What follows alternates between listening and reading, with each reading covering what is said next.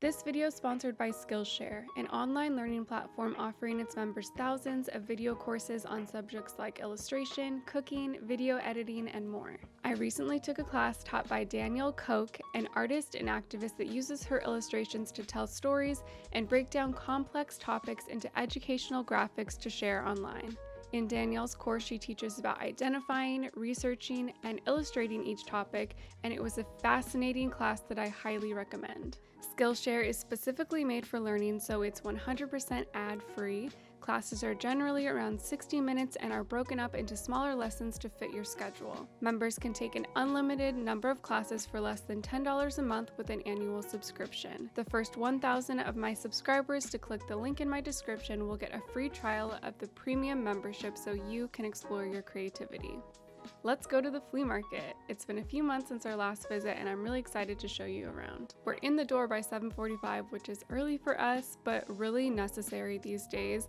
The line is pretty unbearable after 8, and if we end up going next month, we'll try to get in even earlier. I live in a really small space and I try to be intentional about my purchases, which can honestly make shopping at the flea market a little bit difficult sometimes.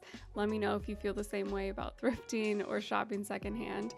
There's just so much to see, and it all has so much potential, and the feeling of FOMO is real here. I try to get around this by going in with a loose idea of what I want and by keeping a running list on my phone of things that I'm looking for. So I was looking for a new vintage bed frame on this day, but spoiler, I've actually found a similar but not vintage one since filming this video, but I'm going to share the details of my search here anyway. I've been looking for a vintage teak platform bed for almost a year now online. If you follow me on Instagram, you'll know that I recently shared about this, but they're very expensive and hard to find. I didn't find any at all at the flea market. I feel like a lot of the bigger furniture sellers weren't there on this day randomly. But anyway, I've wanted something with floating nightstands for a while because I feel like it's such a sleek look and honestly just easier to clean around, without having to move furniture. So I guess that means my home style is mid-century lazy. I guess that's the vibe I'm going for. We love a simple cylindrical planter, and my sister found this really cute yellow one that's going to be perfect for her garden. So this is an example of my more minimalist brain, if you can call it that, coming into play at the flea market to keep me from buying things that I don't need. So I love old hats, they're unique colors and designs, but if I'm being really honest with myself, this was the last time I wore a baseball hat and it's not a look that suits me. So I have to remind myself in the moment that I can appreciate something, but that doesn't mean that I need to bring it home with me. I talked about this a lot back when I had a capsule wardrobe, and it really helped me to distinguish my real style from my fantasy style. And of course, style can develop and change over time, but for me, it's important to remember that when I'm buying stuff, I need to be buying for what I'm going to love and wear now, not what I aspire to love and wear in the future. My first purchase of the day was this darling little bamboo tray. I've been looking for something like this for a while, and I was so happy to catch the vendor just as she was taking it out of her van in the morning. It's not perfect, there are a few little pieces missing, but it cleaned up really well. And if I'm being honest, I've been spending a lot more time on the couch and in bed than normal dealing with my autoimmune issues recently.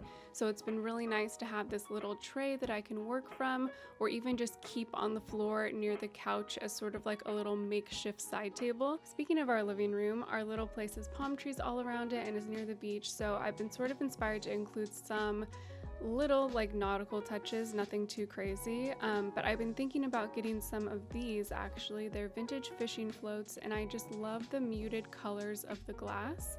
I've been thinking about getting some and turning them into a light fixture, but I didn't end up buying any this time around. It's just sort of an idea that I'm working on still. There were tons of beautiful hanging light fixtures for sale, but nothing that we felt would really work in our space, so the search continues. This vendor has tons of liner jackets, and I always check his booth because his prices are normally pretty good. I've wanted a liner jacket for years but could never find one in my size. They always end up looking like this on me. So I tried to barter with the guy and he flat out said no, which has never happened to me before, so I just said okay thanks and left, and I got like 2 aisles away before I ran back to get the coat because I really wanted it. And when I gave him the cash, he said, "I knew you'd be back. This size is really hard to find," and he was right. So here we are. As you can see, there are armholes in this little liner, but they're really easy to, sew shut, and that's what I plan to do. I just really love the fit and the style, and like I mentioned earlier, I'd had this on my wish list for years. So that was my flea market experience from a few weeks ago. I hope you enjoyed it. I love watching videos like this because markets from around the country and world are all so different and unique. Thanks again to Skillshare for sponsoring this video, and thank you so much for subscribing to my channel, liking this video if you liked it, and supporting my content. I'll see you in my next one. Bye.